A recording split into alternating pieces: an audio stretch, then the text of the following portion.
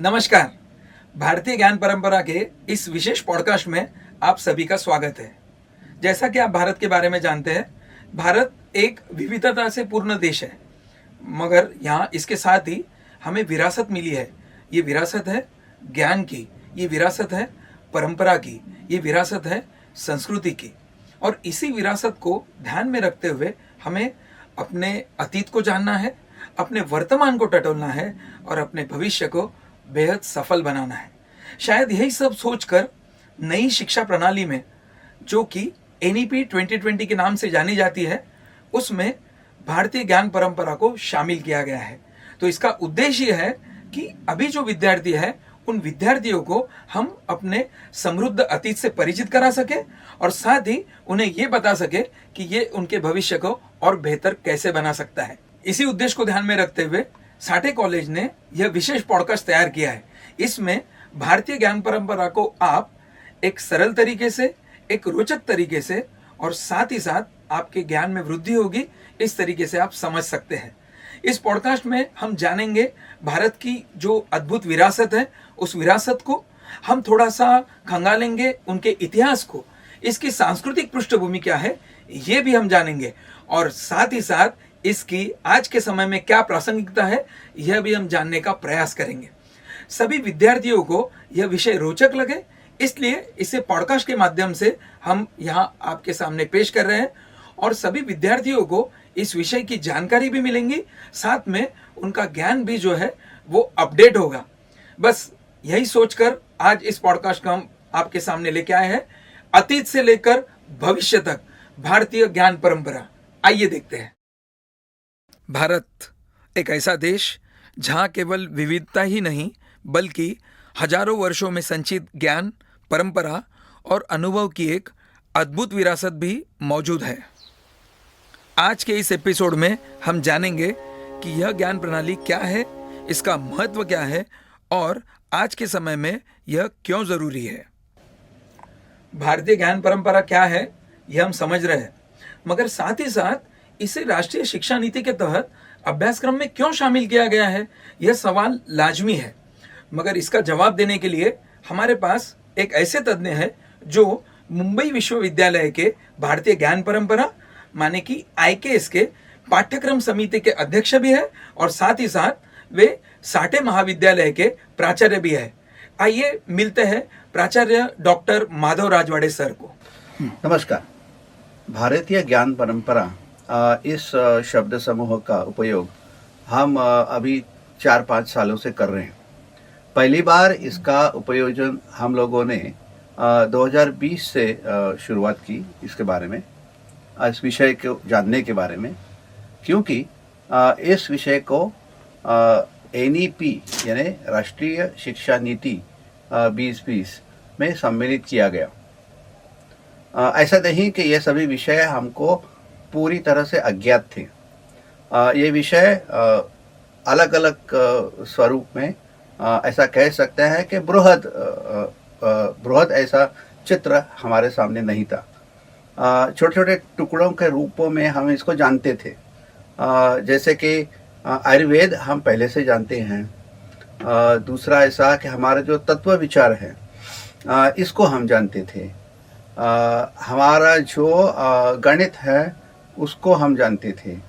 पहली बार ऐसा हुआ इस शिक्षा नीति के अंतर्गत कि उसका एक विषय बनाया गया, उसका कोई एक अभ्यासक्रम बनाया गया। इसके लिए एक नीति तय हुई और ऐसा प्रावधान हुआ कि सभी शिक्षक और सब विद्यार्थी मिलके ये नया विषय सीखें, जिसमें एक नीति ऐसे तय हुई कि बहुत प्राचीन काल से 19वीं सदी तक जो भी ज्ञान की उपज इस देश में हुई उसको इसमें सम्मिलित करेंगे। ऐसी नीति तय हुई। उसके बाद का सभी जो ज्ञान है उसको हम एक किस्म से आधुनिक ज्ञान ऐसा हम मान सकते हैं। ऐसा विचार हुआ और इसके अंतर्गत एक बहुत ही अच्छी चीज़ ऐसी हुई है कि इस नीति में ये तय है कि कौन से ज्ञान को प्रमाण माना जाएगा, कि जिसके लिए अपने पास मूल स्रोत उपलब्ध है। यानी किसी का कोई विचार हो, अपना खुद का विचार हो, और किसी का ऐसा कह सकते हैं कि इसके बारे में कोई मत हो, इंडिविजुअल ओपिनियन हो, इसको कोई प्राथमिकता नहीं होगी, उसको कोई आधार नहीं माना जाएगा। मगर पहले से ऐसा नहीं था और इसके बारे में अपना प्रयास ऐसा था कि ज्ञान की वृद्धि हो और ये ज्ञान वैश्विक ज्ञान हो। दूसरा, इसको करना क्यों है? करना इसके लिए है कि हमारी सभ्यता कुछ कम असल है और पूरी दुनिया में इस दुनिया के साथ खड़ी नहीं हो सकती।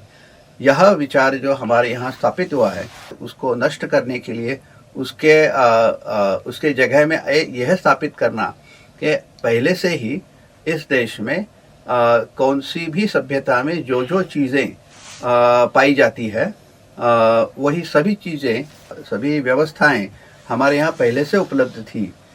इसका प्रमाण भी है। यह स्थापित करने के लिए भारतीय ज्ञान परंपरा का मुझे लगता है हमारे शिक्षा नीति में उसका कार्यान्वयन हुआ है। अभी हमारा जो महाविद्यालय है, साठे महाविद्यालय, हमने सोचा कि पूरे एनईपी में, नेशनल एजुकेशन पॉलिसी 2020 में एक चीज़ जो बहुत ही महत्वपूर्ण है वो है IKS। क्योंकि जैसा मैंने पहले कहा कि बाकी सारे विषय अलग अलग स्वरूप में हम पहले से ही पढ़ते आए हैं, मगर यह जो विषय है वो पहले कभी नहीं सम्मिलित किया गया था और आज इसके लिए वो सम्मिलित किया गया है कि हम इसको अगर सीखें, उसका परिचय करें, तो हमें इसका ज्ञान होगा कि हमारे यहाँ आज जो व्यवस्था है वो कैसे विकसित हुई, उसके बारे में, ज्ञान की व्यवस्था मैं कह रहा हूँ, वो कैसे विकसित हुई, उसका पहले का विचार क्या था और आज का ज्ञान का संदर्भ पुराने ज्ञान से हम लगा सकते हैं और एक ऐसे अपने बारे में एक गरूर महसूस कर सकते हैं। साठे महाविद्यालय ने सोचा कि इसके बारे में हम पुस्तक तो निकाल चुके और मुंबई विद्यापीठ के सहयोग से उसका और विस्तार भी कर दिया, मगर आज का जो माध्यम है वो माध्यम पढ़ने का तो है ही, मगर दृक श्राव्य भी है। यानी बहुत विद्यार्थी और समाज के जो कहते हैं अलग अलग व्यक्ति हैं, वो चाहते हैं कि वीडियो के माध्यम से, यानी अपने साउंड एंड जो चित्र है उसके माध्यम से ये सुनना और देखना पसंद करते हैं। इसलिए हमने सोचा कि इसका क्यों ना हम पॉडकास्ट बनाएं और पॉडकास्ट के माध्यम से यह विषय हम समाज के सामने रखें। और ऐसा करने से यह एक पाठ्य का विषय नहीं रहेगा, ये पूरे समाज का एक प्राधान्य क्रम उसमें होगा। जो अपने महाविद्यालय के बाहर बहुत बड़ा जो समाज है उनके लिए भी ये जो ज्ञान है वो उपलब्ध होगा और उनको भी गौरव महसूस होगा। कुल मिला के यह जो प्रयत्न साठे महाविद्यालय का है, पॉलिटेक्निक विद्यालय एसोसिएशन का है, वो इसके बारे में है कि IKS के बारे में सभी समाज के जो वर्ग हैं, विद्यार्थी उसमें एक है, जानकारी हो कि ये प्रयास हमारे महाविद्यालय की व्यवस्था में या मुंबई विद्यापीठ के व्यवस्था में किस किस्म का प्रयास चल रहा है, इसकी जानकारी पूरे समाज को हो, इसके लिए हमने ये कोशिश की है। धन्यवाद। भारत आज दुनिया का सबसे अधिक जनसंख्या वाला देश है, जहां 28 राज्य और 8 केंद्र शासित प्रदेश हैं। यहाँ 170 से अधिक भाषाएं और 500 से अधिक बोलियां बोली जाती है। हमारी भौगोलिक विविधता भी अद्भुत है। उत्तर में हिमालय की ऊंची चोटियां, दक्षिण में केरल और कन्याकुमारी के शांत समुद्र तट, पश्चिम में कच्छ का रेगिस्तान और पूर्वोत्तर के घने जंगल। यह विविधता ही हमारी संस्कृति को अनोखा बनाती है। भारत की सभ्यता हजारों वर्षों पुरानी है, जो आज एक मजबूत लोकतंत्र के रूप में विकसित हो चुकी है। हालांकि भारत एक आधुनिक राष्ट्र के रूप में 1947 में अस्तित्व में आया, लेकिन हमारी सांस्कृतिक और ज्ञान परंपरा उससे कई सदियों पुरानी है। इतिहास गवाह है कि मुगलों और अंग्रेजों ने शासन तो किया, लेकिन वे भारत के इस ज्ञान समाज को समाप्त नहीं कर सके, क्योंकि भारत केवल एक देश नहीं बल्कि एक ज्ञान समाज रहा है, जिसने हर क्षेत्र में महत्वपूर्ण योगदान दिया है, चाहे वह विज्ञान हो, कला हो या फिर शासन व्यवस्था। इसका एक अद्भुत उदाहरण है मुंबई की गुफाएं, जहां प्राचीन जल प्रबंधन प्रणाली हमें देखने को मिलती है।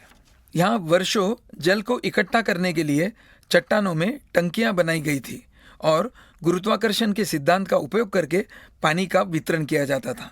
यह दर्शाता है कि हमारे पूर्वज न केवल प्रकृति के साथ तालमेल रखते थे, बल्कि शाश्वत विकास के सिद्धांतों को भी समझते थे। भारतीय ज्ञान प्रणाली में आयुर्वेद का विशेष स्थान है। आयुर्वेद का त्रिदोष सिद्धांत वात, पित्त और कफ हमारे शरीर और मन के संतुलन को समझता है।